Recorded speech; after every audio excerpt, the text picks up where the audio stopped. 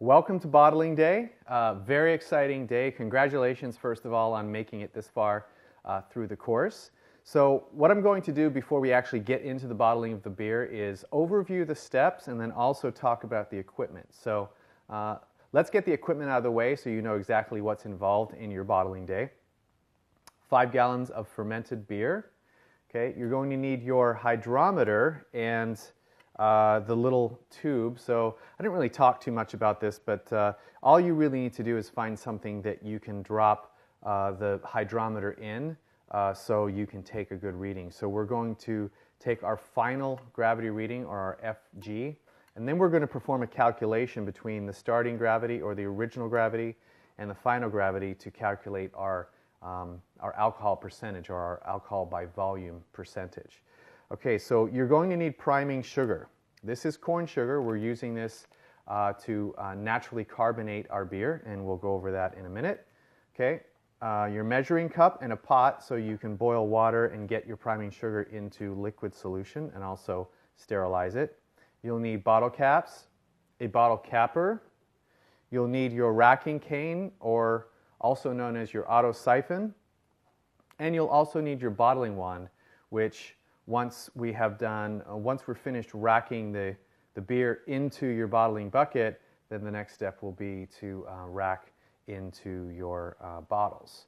So again, we've got our bottling bucket here that has many different uses. Today it's going to be used for bottling, but if you have a 2 bucket system here instead of a glass fermenter, obviously it also acts as a fermenting vessel as well. So that's the equipment. Let's go over the steps. So the first thing we're going to do is we're going to get our priming sugar ready.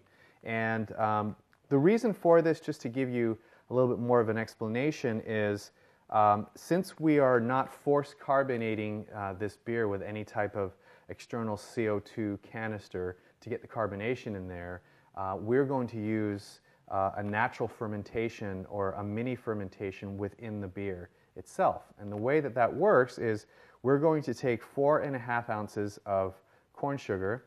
We're going to take 2/3 of a cup of water. We're going to boil it in a pot, and then we're going to add this to our bottling bucket. From there, we're going to rack the beer out of our primary fermenter, off of this trube, is what it's called down here, which essentially is a yeast cake, and it contains other solids that we don't want to get in our bottles. So we're going to rack the clean beer out of the fermenter into the bottling bucket on top of our priming sugar solution. Then we're going to gently stir it to mix it all up and get it all even within the liquid itself. We don't want to mix too aggressively because we don't want to add any additional oxygen to the finished beer itself, okay? Because the two enemies of beer at this point are oxygen and light. So once we've racked the beer into our bottling bucket, then we are ready to rack it into our bottles. So we'll add our bottling wand on our auto siphon. The auto siphon will go in the bucket, and we will get the beer into the bottles through the bottling wand. So that's the process. Then we'll cap, and we will store back in the cases for 1 to 2 weeks.